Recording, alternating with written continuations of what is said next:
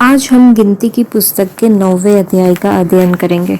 इस्राएलियों के मिस्र देश से निकलने के दूसरे वर्ष के पहले महीने में यहोवा ने सीनै के जंगल में मूसा से कहा, इस्राएली फसह नामक पर्व को उसके नियत समय पर मनाया करे, अर्थात इसी महीने के 14वें दिन को गोधूली के समय तुम लोग उसे सब विधियों और नियमों के अनुसार मानना।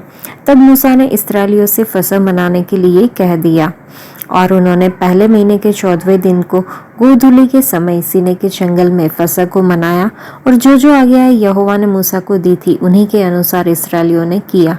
परंतु कुछ लोग एक मनुष्य के शव के द्वारा अशुद्ध होने के कारण उस दिन फसह को न मना सके।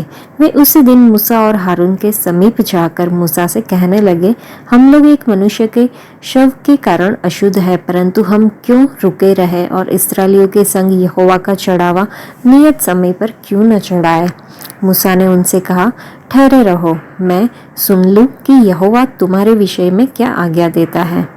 यहोवा ने मूसा से कहा, इस्राएलियों से कह कि चाहे तुम्हारे वंश में से कोई भी किसी लोथ के कारण अशुद्ध हो या दूर की यात्रा पर हो, तो भी वह यहोवा के लिए फसह को माने।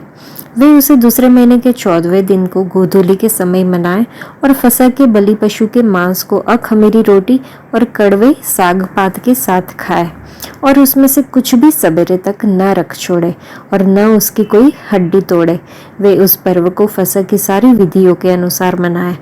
परंतु जो मनुष्य शुद्ध हो और यात्रा पर न हो परंतु फसह के पर्व को न माने, वह अपने लोगों में से नष्ट किया जाए। उस मनुष्य को यहोवा का चढ़ावा नियत समय पर न ले आने के कारण अपने पाप का बोझ उठाना पड़ेगा। यदि कोई परदेशी तुम्हारे साथ रहकर चाहे कि यहोवा के लिए फसह मनाए, तो वह उसी विधि और नियम के अनुसार उसको माने। देशी और परदेशी दोनों के लिए तुम्हारी एक ही विधि हो।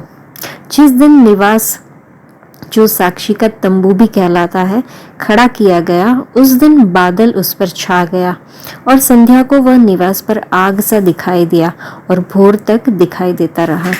नित्य ऐसा ही हुआ करता था, अर्थात दिन को बादल छाया रहता और रात को आग दिखाई देती थी। और जब वह बादल तंबू पर से उठ जाता, तब इस्राएली प्रस्थान करते थे और जिस स्थान पर बादल ठहर जाता वहीं इस्राएली अपने डेरे खड़े करते थे।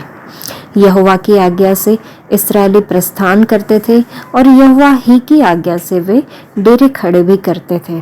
और जितने दिन तक वह बादल निवास पर ठहरा रहता, उतने दिन तक वे डेरे डाले पड़े रहते थे। जब बादल बहुत दिन निवास पर छाया रहता, तब भी इस्राएली यहोवा की आज्ञा मानते और प्रस्थान नहीं करते थे।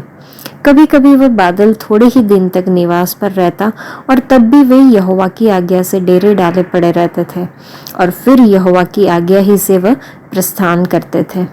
और कभी कभी बादल केवल संध्या से भोर तक रहता और जब वह भोर को उठ जाता था तब वे प्रस्थान करते थे।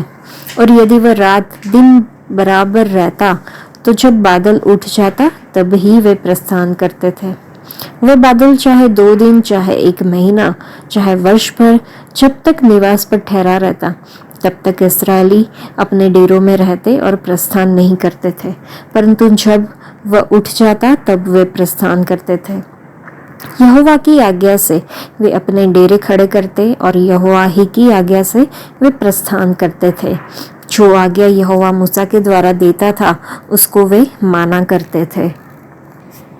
इस अध्याय में हमने देखा कि मूसा ने उनसे कहा, खड़े रहो कि मैं सुनूं कि यहोवा तुम्हारे विषय में क्या आज्ञा देता है। जब हमें दूसरों को सलाह देनी हो या कोई निर्णय लेना हो तो हमें प्रार्थना करनी चाहिए और परमेश्वर की आवाज़ सुनने के लिए प्रतीक्षा करनी चाहिए। लेकिन कभी कभी हम परमेश्वर से मार्गदर्शन मांगे बिना गलत काम करते हैं या दूसरों को गलत सलाह देते हैं। हमें लगता है कि हमारा एकमात्र चुनाव पर्याप्त रूप से सम्मोहक है। मूसा दूसरों से अधिक उम्र का और बुद्धिमान था। उसने कहा, खड़े रहो कि मैं सुनूं कि यहोवा तुम्हारे विषय में क्या आज्ञा देता है। अपने व्यस्त जीवन के बीच में हमें मूसा की तरह बनना चाहिए। हमें यह सुनने के लिए इंतजार करना चाहिए कि परमेश्वर हमसे क्या कहते हैं। आइए हम परमेश्वर से मदद मांगे ताकि हम पवित्र आत्मा के माध्यम से उनके शब्दों और उनकी आवाज़ को अधिक स्पष्ट रूप से सुन सके। इस अध्याय में हमने ये भी देखा कि इस्राएली लोग परमेश्वर की आज्ञा से पड़ाव डालते थे और उनकी आज्ञा से ही प्रस्थान करते थे। इस्राएली जिन्होंने मिस्र की गुलामी में अनिच्छा से अपने स्वामियों की आज्ञा का पालन किया था, अब अपनी जंगल यात्रा में स्वेच्छा से परमेश्वर की आज्ञा का पालन कर रहे थे। जब परमेश्वर ने मनुष्य को स्वतंत्र इच्छा दी तो उसने उसे चुनने के लिए विकल्प भी दिए। इसका यह भी अर्थ था कि मनुष्य परमेश्वर की आज्ञा मानना या परमेश्वर की अवज्ञा करना चुन सकता है। आदम और हवा के लिए जब तक उन्हें अदन की वाटिका में शैतान द्वारा धोखा नहीं दिया गया, तब तक परमेश्वर ने उनके लिए चुना कि क्या अच्छा था और क्या बुरा, और इसके परिणाम स्वरूप उन्हें आशीष मिली। परंतु जब उन्होंने भले और बुरे का ज्ञान लेने का निश्चय किया तो उन्होंने परमेश्वर की आज्ञा नहीं मानी और शापित हो गए। इस्राएलियों के इतिहास में भी ऐसा ही एक पैटर्न देखने को मिलता है। हम उनसे सीख सकते हैं। परमेश्वर की संतान के रूप में जब हम अपनी शारीरिक प्रकृति का पालन करने के लिए स्वतंत्र इच्छा का उपयोग करते हैं तो हम परमेश्वर की अवज्ञा करते हैं और देर सब्र हमें इसके परिणाम भुगतने पड़ते हैं। जब हम परमेश्वर की आज्ञा मानने और उनके वचनों के अनुसार जीने के लिए अपनी स्वतंत्र इच्छा का उपयोग करते हैं तो हमें पुरस्कृत भी किया जाता है। जब हम किसी से प्यार करते हैं तो हम स्वेच्छा से उसकी आज्ञा मानते हैं। परमेश्वर की आज्ञा मानने की कुंजी सबसे पहले परमेश्वर से प्रेम करना है जो उसने हमारे लिए किया है। परमेश्वर चाहता है कि जब हम उससे प्रेम करें तो हम लोगों की सेवा भी करें। क्या हम परमेश्वर के प्रति अपने प्रेम के कारण चुनने के अपने अधिकार को त्यागने को तैयार हैं? यदि ऐसा है तो परमेश्वर की आज्ञा मानना और लोगों की सेवा करना क्रमशः परमेश्वर और लोगों के प्रति हमारे प्रेम का प्रतीक होगा। स्वतंत्र इच्छा से परमेश्वर की आज्ञाकारिता का प्रतिफल मिलता है।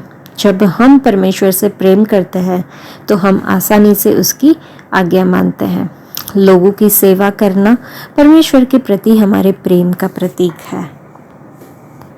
परमेश्वर अपने उद्धार पाए हुए लोगों से इसी प्रकार की आज्ञाकारिता की अपेक्षा करते हैं। क्या हम उसकी इच्छा के प्रति आज्ञाकारी और विनम्र हैं? आज के लिए इतना ही। परमेश्वर आप सबको आशीष दे। धन्यवाद।